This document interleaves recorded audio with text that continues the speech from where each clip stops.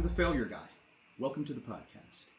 Once again, my guest on this week's episode is Carlos Silva. Now, many times, those of you who've listened to the podcast before, have heard me say that I've had exciting conversations and we should have a part two.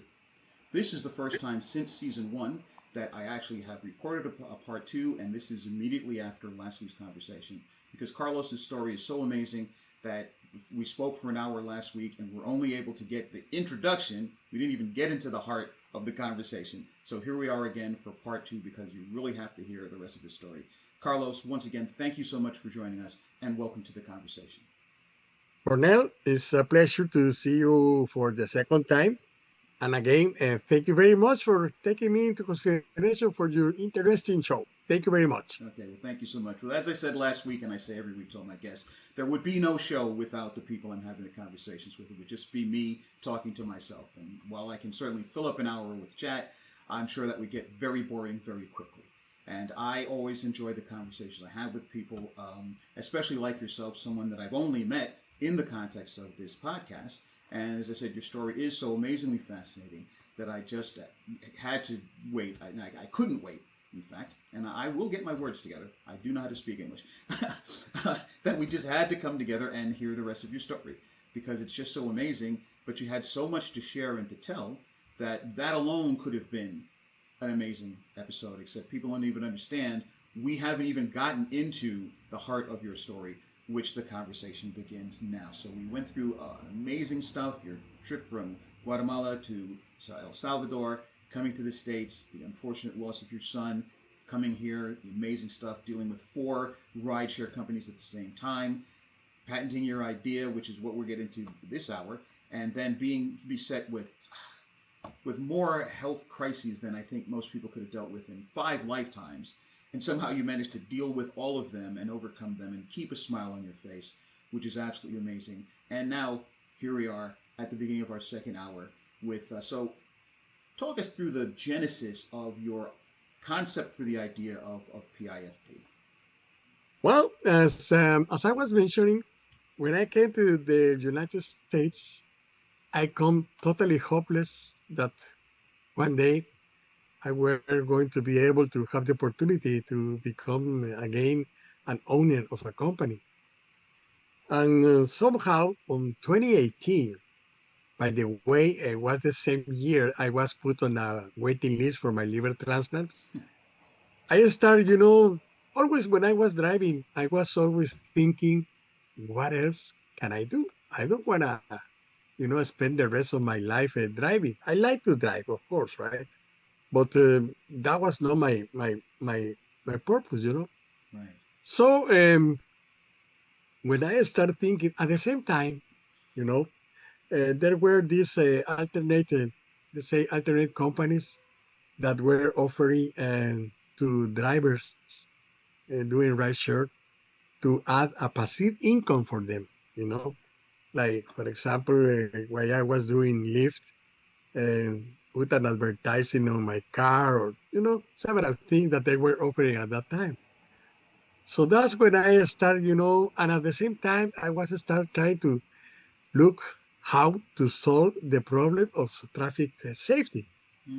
And so I don't recall exactly what was the precise moment when I said, oh, this is the solution. But I think that was a process to start watching how people were behaving. And basically, the famous saying, when the cat is away, the mice can play. Yes, indeed. Yes, indeed. It's applied to traffic issues like no cops, nobody cares. Yeah, like the kids today say, no pictures, no proof. Well, yeah, exactly. That's a good one too. So, in my mind, I am not a tech guy, I know how to do things, but not like a deep tech guy.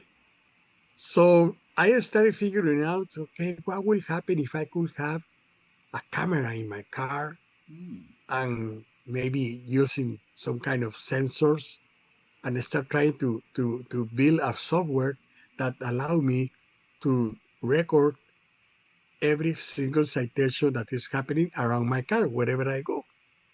at that moment I was not sure if that could be possible.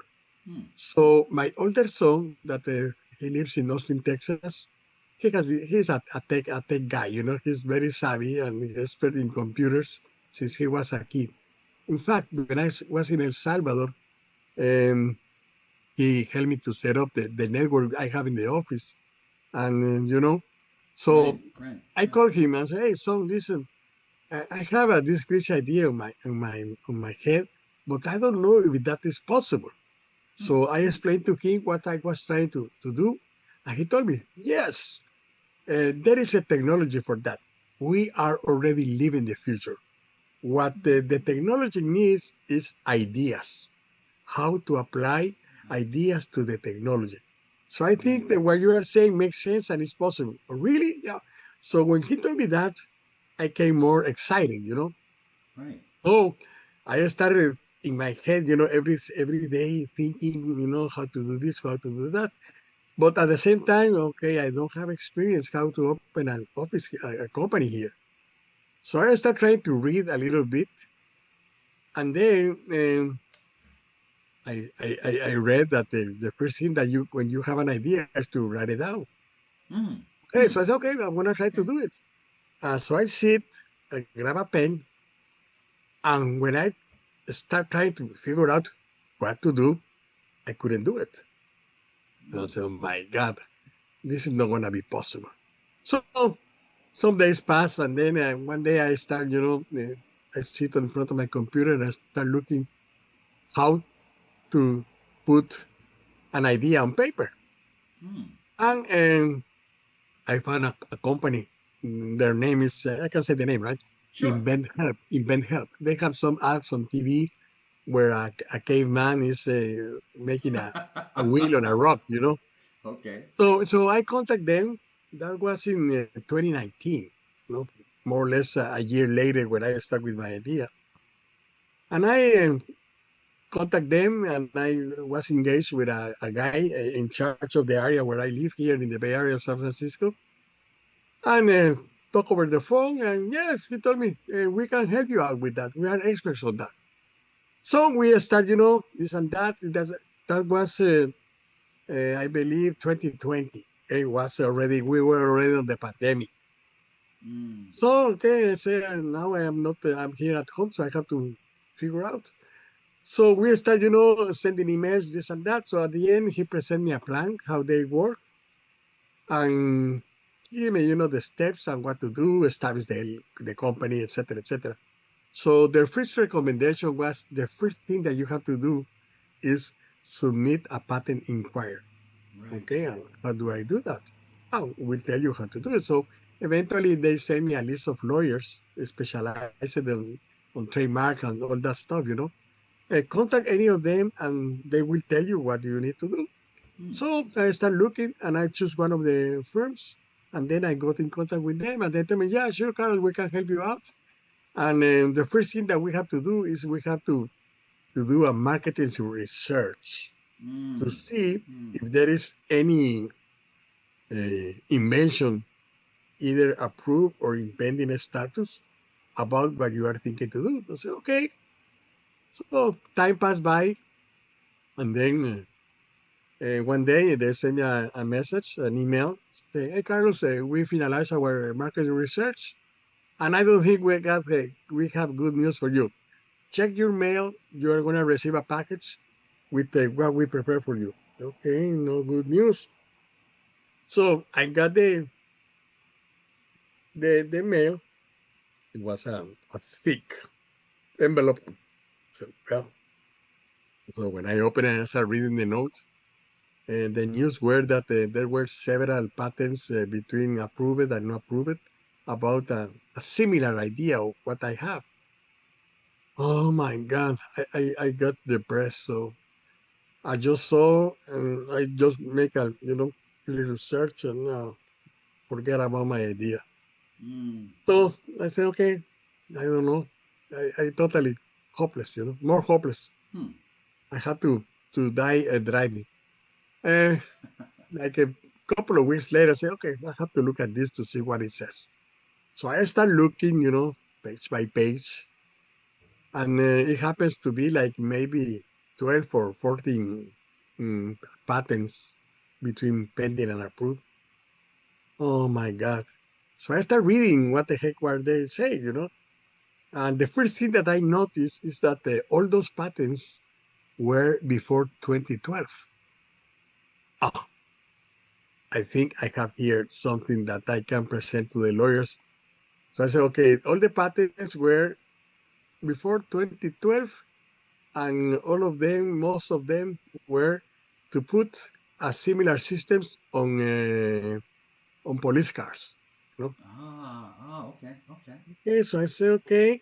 So I called the lawyers and I explained to them, listen, I know that you have this for me, but my idea, I think, is a little different than them. Okay, Carlos, tell us how is it? Well, my idea is to put my devices in rideshare drivers. Hmm. Not in police. Hmm. Okay, and we start talking, and I say, Right, okay, right. Carlos, let's say we are gonna prepare all the pattern, the design and everything we have, and 3 months later, it's like, okay, Carlos, we have ready the application for the patent. We are gonna submit it. Uh, so now it's a time to wait if the patent agency accept it. Right, If right. they accept it, doesn't mean you have your patent approved.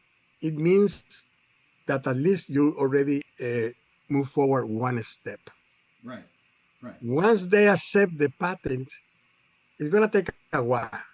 But once they accept, the process of examination start. Right. So it's not going to be easy. Let's wait. So when they told me that, okay, so what you have to do now is proceed with your process to establish your LLC, etc., etc., etc. So I say, okay. So I'm like, okay, how do we open here? So of course, now with the internet, the tool is very easy to find out. So I hired a company called Legal Zoom. Right, right. That Very good. was already on 2021. In the meantime, my health was getting worse and worse and worse. But I was Mm. still, happy because I was okay. I have an opportunity here to do something. So, uh, but before I proceed with that, among my need to have my own company was because, okay, if I need to go to my second life project, I will need a lot of money Mm. to do what I had to do what I was planning. So for that, I need to have a company that give me all the resources Right, right, right. financially, right? So that was another thing that you know. So anyway, um, so I sent all the documents to LegalZoom, and the 4th of January of 2021, I have my LLC established. Ah, The name that I chose was PIFD Technologies. PIFD means passive income for drivers. Okay, nice. that was the idea, Nice. I say, okay, with the money I have, if I'm gonna be doing this, I was already, knowing that, for example, the actual systems that are in place in the United States are the static cameras, especially the red light cameras. Right, I, right. yeah, Which, as we those are, discussed last week, I've yeah, been yeah. hit by some of They those. have been already for some time, for a while, in many cities of the United States. Yes. So I was investigating, researching about how they operate, and basically it's a private company that offer all the equipment, all the Hmm. software, and they get paid for every citation they present to the Right, city. right. They contract out to Yeah, they municipalities. contract Yeah. that. Okay, so I said, okay, so I think we can have the same model. So I established the LLC and start, just try to to do more research about how to start ups. That is a new term, I think, from the 90s. It's not the old thing. And now with the technology, there is a full process of the startups, Yeah. pitch deck, a business plan, you Right, name right, it, right, right? right, right, right. And there is already a world of business about the startups, Uh, Now there are platforms that they offer you to give you a group of investors with a group of startups, and Right, make right. contacts, etcétera, Almost like etcétera. matchmakers, almost like a dating Yeah, service for the for same thing. ideas and yes, It's exactly. the same thing. So, I started, looking this and that, and little by little, I was learning. However, I said I needed to find a mentor, somebody that has more experience of me to give me a guide. Uh, then in January 22 came, I got super sick. I Mm, got my liver transplant on February 2022. okay. And then I was placed on dialysis immediately. Next day after my liver transplant, I was going to dialysis because my kidneys were not working, like the way it's supposed to be. And 2022 was no a waste year because, of course, my health was in there, So, but of course, I couldn't focus nothing on the company, right? So, I was on dialysis. Then on September the same year, I received my second transplant, the kidney. And finally in November, say, okay, I have to recover a little bit more and I started searching where I am at. In the meantime, the patent was still pending. So then came December the same year, and when I received my first metastasis of cancer. Oh Mm, my God. Well, January 2023. Okay, I say, no matter what, I'm gonna keep moving forward to see right. where can I go. Uh, then I started, trying to do more research, and I came to the conclusion that without having some type of recommendations, getting investors in the language of startups, it's called letter of intentions. You know, Yes. you go to a potential customer, you present your idea, and if they are interested, they give you a letter of intention telling you that they are willing to do business with you once your concept is proved. Right, right. And then, okay, but for that, it's going to be difficult because I don't have a minimum value product.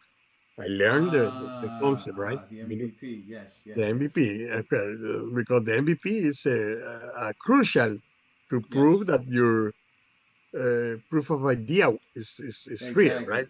Yes. And to Oh prove it my to God. yourself before anybody else. Of course, because at that time I was just, I was driving and I pushed my cruise control of my car at 65 miles per hour and counting the cars that were passing me, 70, 75. I didn't know exactly how they were, but once they yeah. passed me, they are speeding. Yes. I went to, park at some intersections and start watching all the cars that didn't make the stop signs as the stop signs are Mm, supposed to be. You go to the mm. stop, you stop your Full wheels, stop. Full stop. full stop, check surrenders, and continue. And then I realized that at least here wasn't happened. And that recalled me memory that in 1998, at the beginning of 1998, when we were in Miami with my son, when we were told that the treatment is going to be long, well, we got to the conclusion with my wife that we need a car for her to move, back and forth to the Yeah. hospital, Yeah. Makes sense. but with a driving license. Thanks God on those times in Florida, you didn't need to be documented to get a driver license. Ah. So we went to the DMV and okay, we apply for driver license, and of course, the first thing, your test, writing test, and we got the manual, and my wife was studying, and she told me, "Are you going to?" But I read. I already know all the laws, like you're convinced.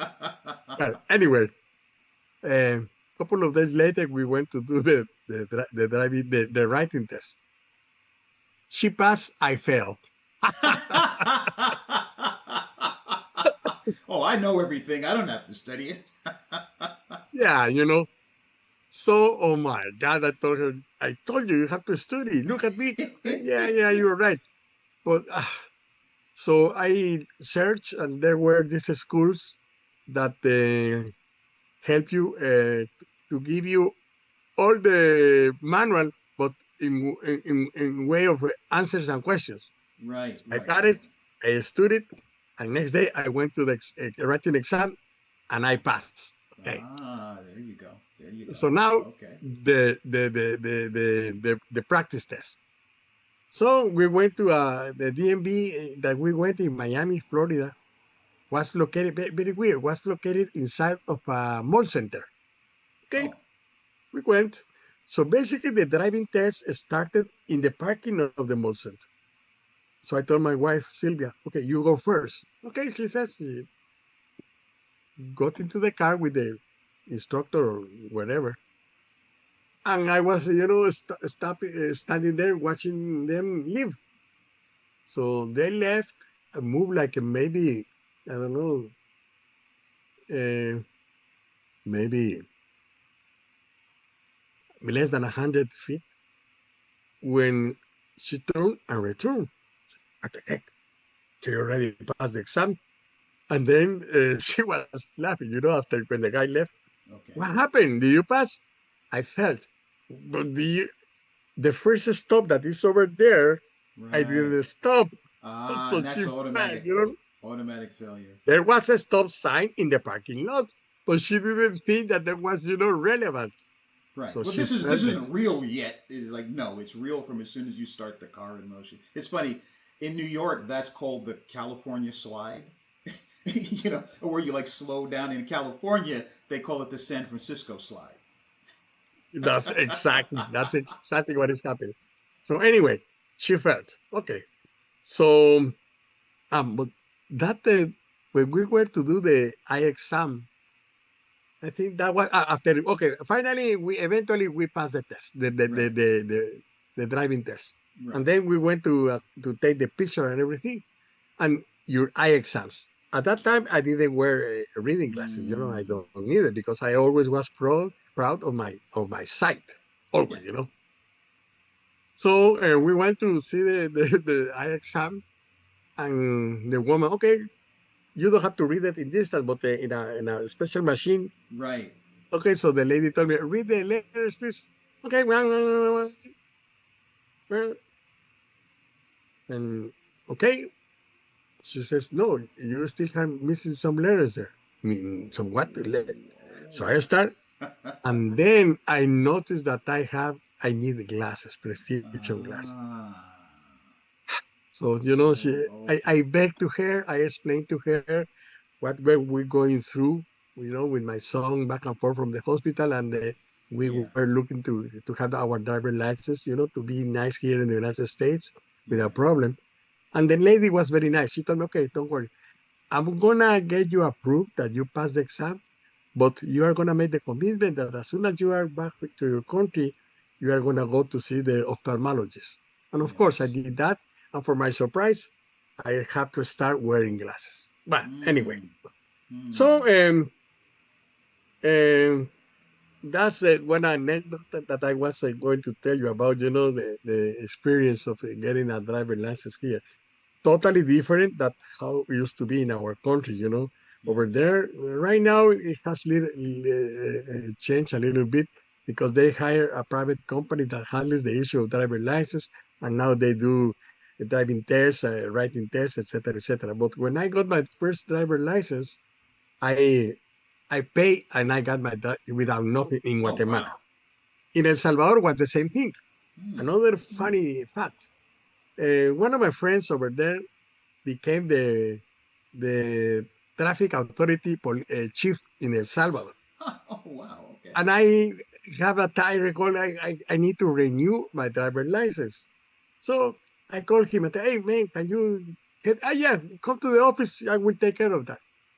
So I went to see him. This is my driver license from El Salvador. Right. Right. And okay, he called assistant. Like 10 minutes later, the license you have is fake. What? What? But yeah, because when I got my driver license in El Salvador, I just pay a fee to the agency that Oh. and was fake. Somebody took the money, put it in their pocket, and Yeah, gave and you. they give me the real thing. They give me the real thing, but without the proper documentation. Oh my God. but don't worry, I'm gonna fix it. So he helped me, and since then I have my legal, let's say legal Wow. driver license in El Salvador. But anyway, so uh, going back to my to 2023, 23? Yes. yeah, I started figuring out, okay, no MVP. So I started trying to look for what options I have to build an MVP. 2023, yeah, I contact a company searching. Hey guys, listen, I have this project. This is that, da, da, da, da, da. And 3 days later, oh yeah, Carlos. Okay, the first thing is that this is going to be a multi-million dollar project. Okay, I know Mm. that it's going to be no easy, not going to cheap. I didn't expect that. But okay, so how much is going to cost me? Oh, to provide you with the estimate, you have to pay us $30,000. Okay, so I had to pay you $3,000. So you So can tell me how much are you gonna $3,000, that's not even to do anything for you. That's to tell you just how to much they're going to how charge much you. are you gonna charge? Oh my god, forget it. I didn't have the money. So okay, so I started looking in different places, and nothing. Mm. Eventually, in last year, on 2024, always playing here, trying to play on online media, on social media. I found this guy. He's a British guy that lives in Europe, in the Czech Republic. Mm. Stuart Prestige is his name. He's a startup software specialist. Okay. So I contacted him. We met online. We start talking. And I think we like each other. Okay. And he told me, Carlos, I'm going to help you. So he started, he has a very nice procedure. I have been trying to convince him to come full time with me, but he is focused on his thing. He Right. likes to help um, entrepreneurs like me, try to Mm. give them but and he has a full process Right. how to do Right. a tech Right. startup, So everything from A he's to developed Z. the system of how to do it. Yeah, Okay. And yeah. How interestingly enough, a what lot of what what people. yeah, what the steps you need to do. He Exactly. doesn't give you the software. You need to do this, blah blah blah blah blah blah blah. Right. Right. Right. And I it's mean, interesting. A lot of people in his situation would be looking to find somebody else's idea to get a percentage of it. So it's interesting. He's like, you know what? Nah, I just want to help you out, and then go with God. yeah. And I was trying to look. Okay, if I can find somebody that is willing to accept my offer, that okay, listen, you help me with this, I give you a participation of my company, because I Right. knew that the Right. company was going to be very profitable. I was sure of that. I have never I have had a doubt about that. So I started working with him, but at the same time, always concerned, how the heck can I get my MVP done? Right. So always on social media, I found one day another company. They are located in Bosnia. Tech Ooh. 387 is the name of the company. Technology 387 is the area code of Bosnia, Herzegovina. Hmm. They are in Sarajevo. So the model business that they sell for the company is we help you with your MVP in exchange of participation with your company. Exactly what I was needed. Right. Right. Right. So I immediately contact them, and since then we start working together. Right. To So the point where, basically, an equity partner. yes, exactly. So those type of deals you can make it if you are a founder of a startup, Right. Right. and you have no money at all. Right. So we start. I start with the Stuart. I think about March. It's gonna be 1 year. This 2024, and with them in about July 2024 last year.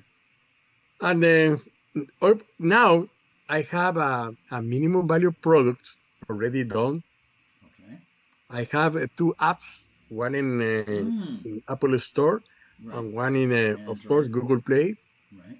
And we are right now on the process.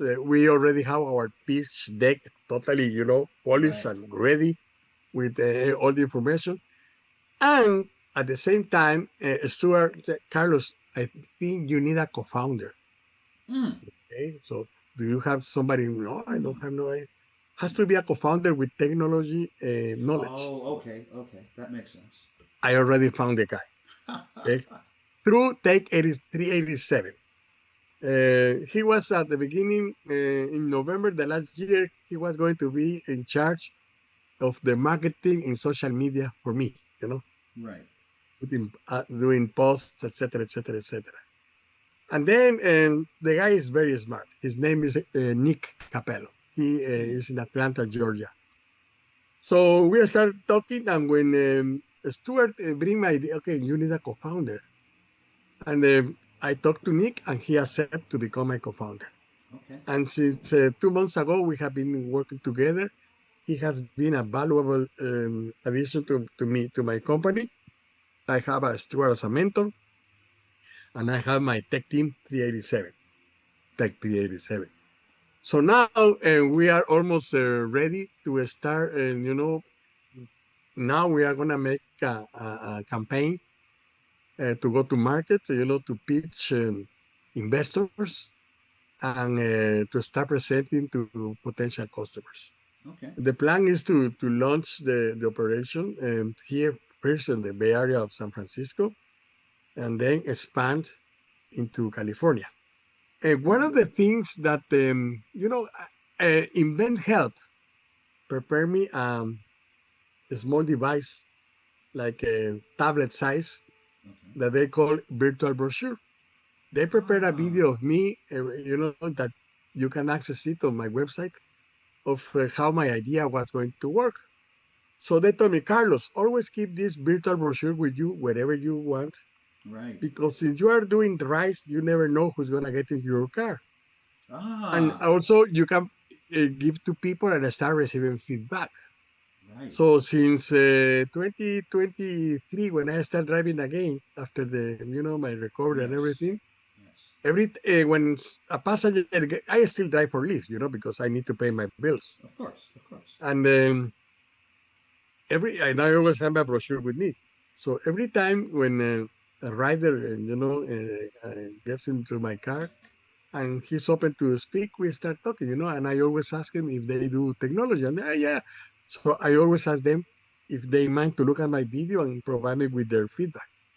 So far, everybody's congratulating me for the good idea, and they give me, their feedback. They ask me questions. Mm. So every single day that I have the opportunity to practice my pitching, There you because they go. ask me questions, and I have been doing that since eventually the rest of 2024 and 2025. And but every day I give right to 4 or 5 of them. In one time, one of the guys was telling me, "Oh, but this is privacy issues, it's legally, etc., etc." In California, like 4 years ago, there was a proposal on the state assembly to create a law that basically says technology can help to monitor and report traffic violation citations. Mm. And I was, since then I was trying to, to contact the state assembly, one of the ones that proposed that. Impossible to speak to that people. Say, what the hell, we elect them, and then it's impossible to ask them, because I was trying to go and present my idea and tell him, hey, listen, I have a solution that goes exactly with your proposal. Well, last year, the proposal became a law in California. Governor Newsom signed it, and now we have a law that we have the legal frame to do our job without questions. Now Ah. we Okay. other states, I don't think they have something similar. But of course, when it happens in California, it has a domino effect. The Right. all states Right. are, especially when it's talk about technology. Right. Every state doesn't want to be the first one, but once they Correct. see someone do it successfully, then they're like, okay, I'll have some of that. Correct. Since then, I have been, very focused on get more information about traffic violations. And it happens that some time ago, there is a magazine called GovTech, Government Technology. Hmm. And these people is specialized in uh, only cover technology in government. Okay. Hmm. So last year, I because I receive, daily emails. I noticed that there was going to be a forum in Sacramento here in California by the Department of Technology of California. I didn't know that California State has a Department of Technology. So when I read the information, there was going to be a panel about the future of transportation, technology transportation in California. The speakers was the director of the agency of the department, the CTO of the DMV, the chief of highway patrol, the Caltrine something. Okay, the five shots, Right. So right. I spent $300 to assist to that event in Sacramento. I drove to there, and I was early there. So okay, I'm gonna see what can I see here and who can I contact, because I was trying to figure out how can I get names of the people that I need to offer my invention. Exactly. And it happens that the purpose of that event was the director of the Department of Technology is calling to the private company to bring innovative ideas to them. Right. So basically, a public forum request for proposals, RFPs. Correct. So I made the contacts, thanks God. And when the DMB guy was talking, I sit on the first row. I was in front of them. Of course. I was there in front of them. So, and the guy is a guy from India, very smart. Those guys are super smart. Yeah. So he was saying that when he came to the DMV, like a year or less than a year, in DMV of California, there's millions of drivers here. Yes. And millions of cars. So he was saying that when he came to the department, the backlog that they have was months on delay on process, documents, etc., etc. Wow. And that they start implementing AI. So he, there were like maybe 200 attendants, the crowd that we were in that room. Right. So he was saying that, and he asked, hey, do you know how long is now our backlog job here in the DMV? Everybody silence. So I told him, 2 days. I shot to him. And he looked at me immediately because I was in front. I like you, he told me, So, oh my God. Not 2 days, but like 8 days, Okay.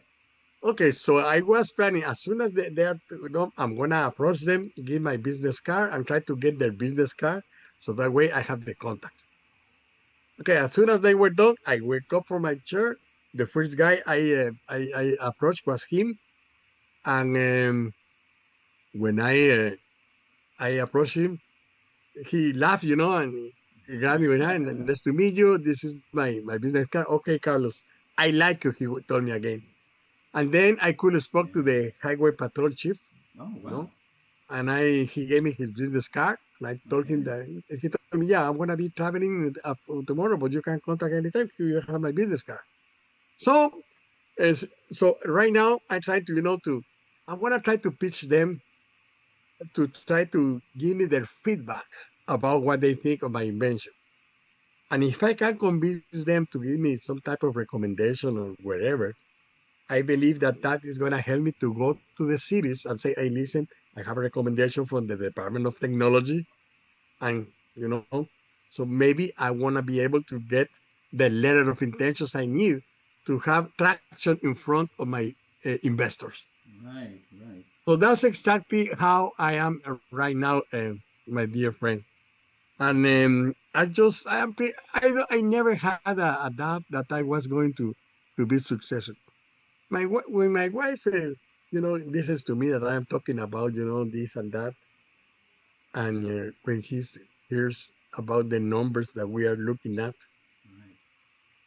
how much we can, make, how much, etc., etc. In traffic violations detected in the United States, the number is, I think, $12 billion. Wow. It's a huge number. Wow. But you know what's the most important thing? Those are only the detected violations, either by police or by static cameras. Right. So the number of undetected Violations, I guess, is maybe 20, 30 times more of that. Wow. So it's huge numbers. So even if you could just be a part of a small percentage of that. But I just want to jump in for a second, and Yeah, yeah. Go I ahead. had Go a ahead. bunch of observations. Yeah, And please ask me. I, I I want need to, yeah, questions. I and need I want to keep yeah, learning.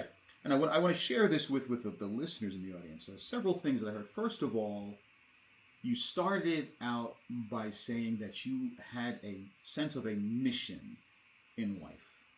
That you're not just going to die behind the wheel of a car, and for you, it's not just about making money.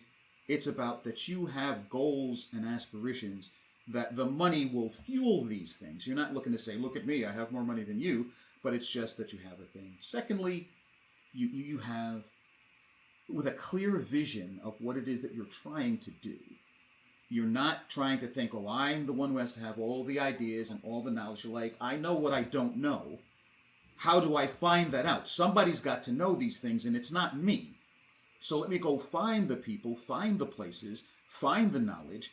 And third, most people who are startup entrepreneurs want to keep everything to themselves. Whereas you went out and said, "No, I need a co-founder.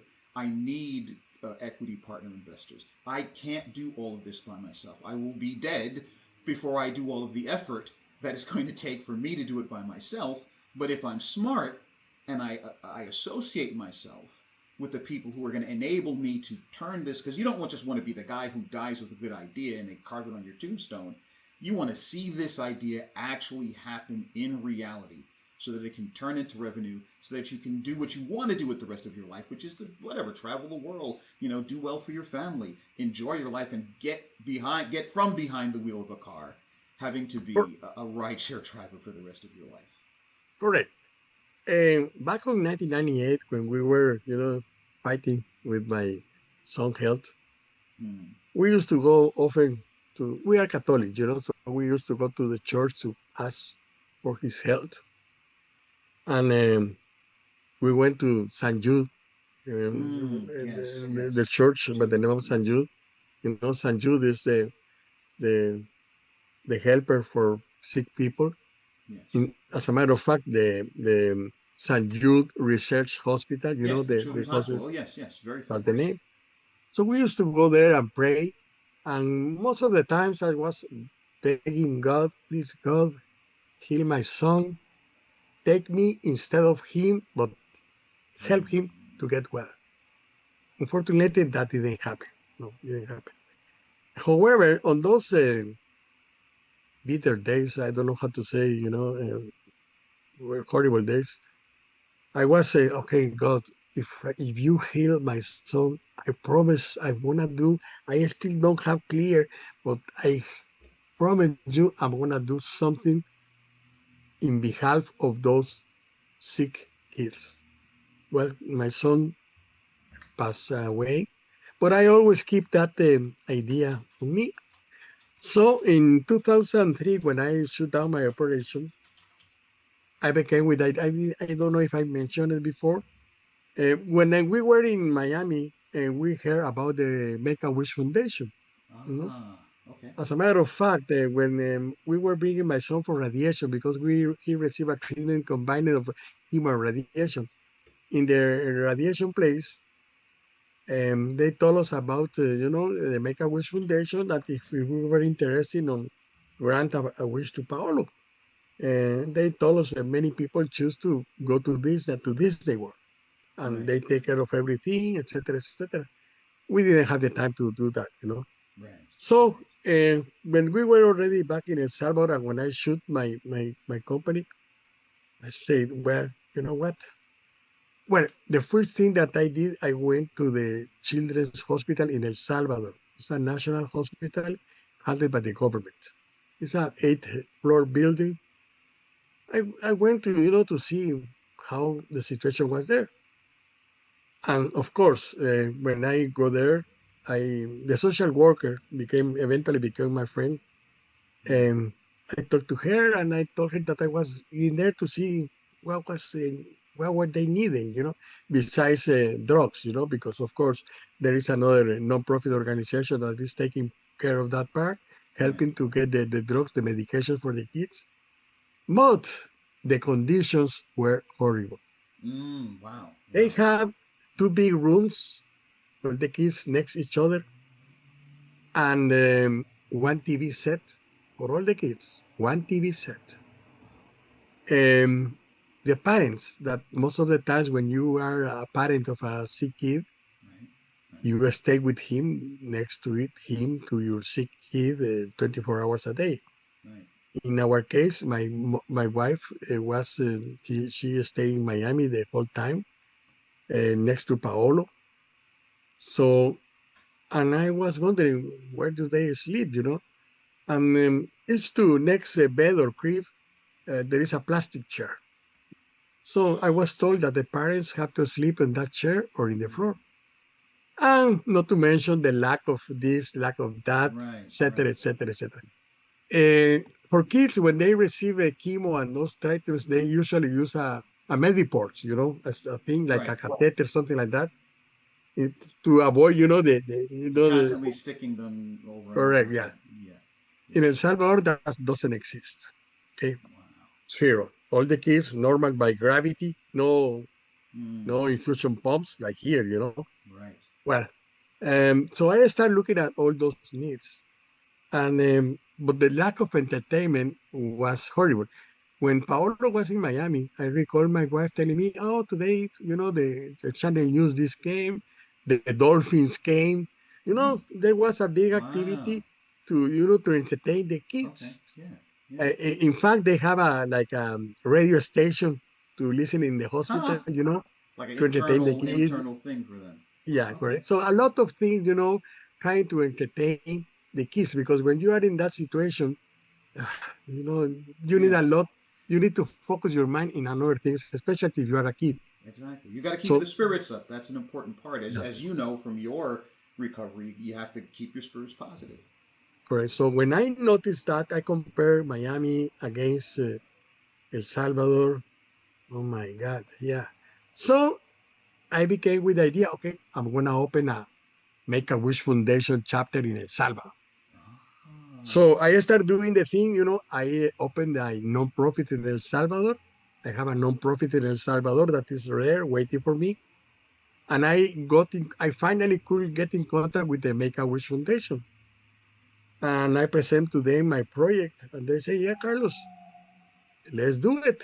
Let's Wow. try to work out. So my idea was Okay. at the beginning, my idea was to bring entertainment to the kids every day, once or twice a day, different things. So I ended bringing them Klaus, and I have a couple of friends that I met that were storytellers. Ah. And I Okay. started thinking, okay, I went, the guy that has the franchise of McDonald's in El Salvador happens that I know him. So I went to visit him and I asked him what they were doing with the Happy Meals, the Yeah. Yeah. presents that came with them. What do Yeah. you do with the remnant? So I make a deal with him. So he was giving it to me. So Ah. I start trying to bring different personalities, celebrities in El Yes. Salvador to visit the hospital, to meet the patients, and et cetera, et cetera, et cetera. And I give them the little things from McDonald's. So Yeah. in each city, they give to each kid. So the happiness of the kids were terrible. Right. On Right. Christmas, on those times, there was a special store only for toys. So I became with the idea to take a picture of the kids. And I went to this store and I proposed to them if they have a big Christmas tree at the entry of the. And I told them, listen, why we don't hang up the pictures of the kids, and Mm. so your customers can choose one kid and Wow. buy a Okay. present for them. And that happened. Wow. That was a successful that year, because never expected that you were going to see a Christmas tree with the pictures of all the sick kids with cancer. Yes. So among those activities, so I was, but at the same time say, okay, entertainment is a good thing, but we have to go a step forward. I have to think. More. One of More. the good things Yes. that the Department of Oncology in El Salvador has is that they have like agreement support with the Jude Research Hospital. Ah. all the protocols and everything are supervised by the St. Jude Research Hospital here in the United States. Oh, And they have a very, a strong connection. relationship Yes. for the treatment of the kids. Okay. It's up to the people in El Salvador to figure out how they get Are all going to what they implement it. need. Yeah. Yes. But the scientific knowledge is backed up by the St. Jude. So at that time, the director of the unit, Dr. I record his name, I don't record his name, was telling me that since he started with that program, the rate of survival increased to from, I don't know, 10% to like 85%. Wow. Wow. On that very same Christmas, there is a company specialized there right now, they're being more on doing fireworks, Yes. fireworks. Yes. And they have spectacular shows. So I went to them, I convinced them to do a special fireworks show for the hospital. And in front, across the hospital, there is the campus of the National University. Okay. So they told me, oh, we need some space, so if we could do it in the campus, oh my God, okay. It happens that the rector, the I don't know how to say in English, the principal director of the university happens to be my mother-in-law at that time. Know her. It was a Hmm. beautiful, excellent doctor, an old woman, very smart. So I happened to contact her and I asked her if she can give me, authorization to do the fireworks from that place in front of the hospital. And she said, yeah, no, Mm. no problem. So we did the show and was a success. Oh my gosh. Not only for the kids on the 8th floor, but all the kids of the hospital. They were, because the fireworks were in front of them. Yes. Yes. And events like that, I was a member of the classic car club. Okay. So a couple of times, we bring all the cars and give a ride to the kids. That type of event, the entertainment, I was, Right. sharing with the parents and the kids. But always thinking, and this is not going to be enough to improve the situation here. Hmm. So on my crazy mind, okay, what happened if I could have enough funds and build a special place for everybody? Hmm. But immediately I imagined a place not with the shape of a normal building, like many of the Yes. hospitals. Right. In my mind, my project is to build a facility with the shape of the Sleepy Beauty Castle. Ah. Okay. As a matter of fact, I have a little draft of that, say, and I have the name for it. Okay. And so it has the name of my son. So I already have the name for that. Oh. Okay. Okay. So my nonprofit is waiting for me in El Salvador. So my plan is if I am successful launching my operation and all the money that we are gonna make is gonna be, of course, after paying expenses, including me a Right. salary because I need Oh to yeah. live, Yeah. Yeah. Yeah. Yeah. But To get you out of everything driving the cars. Yeah. correct. Everything else is gonna be directed to focus on build that location in El Salvador. Yes. And that is gonna be my second purpose on this life that I am still here talking to you. Yes. So I am not thinking on buying fancy cars like Right. most of the guys, Yes. Bezos, Yes. Musk, Yeah. Yeah. or All try those to kinds of or guys. try to do a company to go to visit the Martians. Well, Hello, Uncle. the thing that I hear, Carlos, just as your son said that the technology is here, but you need the idea, you need the vision in order to what to do with the technology. You truly seem to be a visionary because a lot of the stuff you're sharing, like the connection with St. Jude and El Salvador, was there. The people, everything from the entertainers, the storytellers, the fireworks, the car club, it was there, but no one had the vision to connect this all together. So it's not that you didn't invent it. You're not the one telling the stories. You're not the one doing the fireworks. You're not the one, creating the liaison between St. Jude and El Salvador. You're the one with the vision, the insight to see, wait a minute, here's the need, here's all of the parts.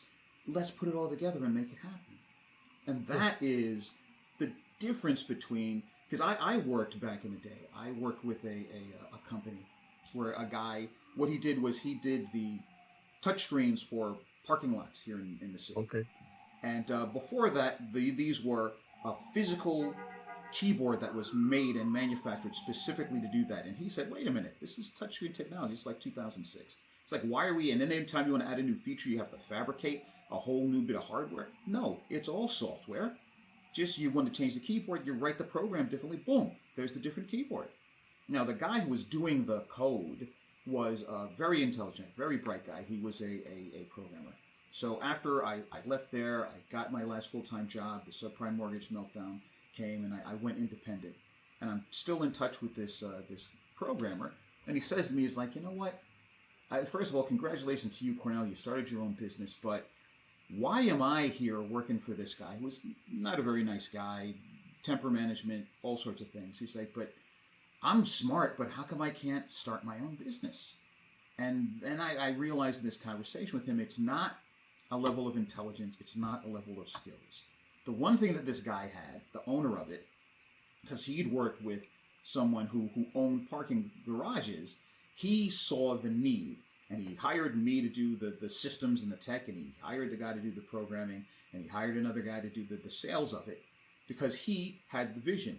Not the sharpest tool in the drawer, not the smartest guy in the room, but he was the guy that had the vision of what to do with all those smart things. And like one of my favorite comical definitions of college is someone defined it as, it's a place where B students teach A students how to go to work for C students, who are usually the ones that start the businesses. They're not the guys with the degrees. Some of them are college dropouts, but they have the vision. And you, both in terms of your not-for-profit and your for-profit business, you clearly are a visionary. Thank you very much for your words. Very rewarding for me. And well, that's basically what I am trying to do. I hope that all the financial, um, all the money that we are going to get is going to be mainly focused to, to perform, to accomplish Yes. that dream that I have. Yes. Well, I have every faith and confidence, Carlos, that things will succeed because, like from going to that meeting with the GovTech in California, you always seem to be in the right place at the right time, and it's because you have that spirit. As I often share, I consider myself an agnostic, but I do believe in the spirit. I myself was raised a Catholic, and in my early 20s, I was a born-again, spirit-filled evangelical Christian, the whole nine for a couple of years. I do believe in spirit. You know, you want to call it God, you want to call it infinity, you want to call it whatever, or have no name for it. But I have seen time and again that if your heart and your intentions are in the right place, that things are going to fall into place because you will be who you need to be, where you need to be, when you need to be there. And it seems in the story of your life that that's always happened for you. You could have given up any number of times. You could have given up when your son Paolo passed. You could have given up before you got your liver transplant or your kidney transplant or all the metastases that came up. And yet you still said, no, I know that if I'm still alive, there's a reason.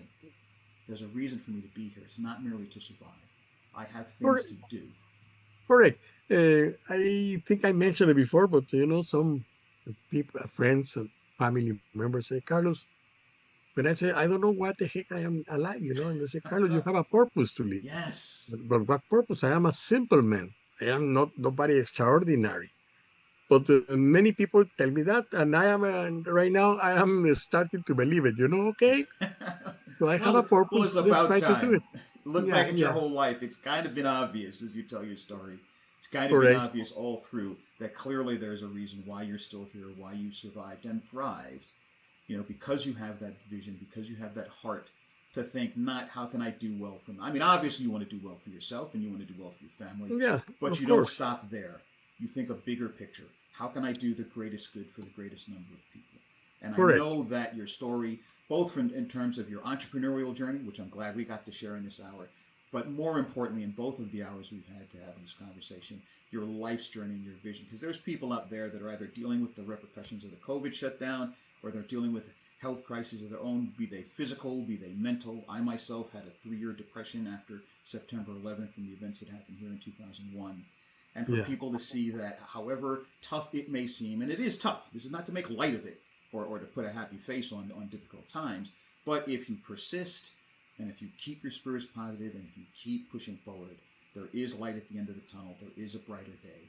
And especially if we don't just live to make it till tomorrow, but if we have a vision that keeps us going, something to move towards and work towards, because we understand that our lives have a purpose. And to everyone out there in podcast land, listen to Carlos's story. If this is the first part, go back to last week, listen to the first part of his story, and understand that your life has a purpose. Once again, thank you so much, Carlos, for being here with us, for sharing your story with us. And to those of you out there in podcast land, remember, as I like to say, failure is an acronym that stands for first attempts in learning using real experience. Okay? And remember, life is not a race against anyone. It's not a competition. Life is a race that you run with yourself, and the only thing or person you have to compare yourself to is who you were yesterday. And remember, in the pursuit of life, never quit. Keep running. And until the next time, this is Cornell Green, the Failure Guy, and I will see you next episode. Thank you so much.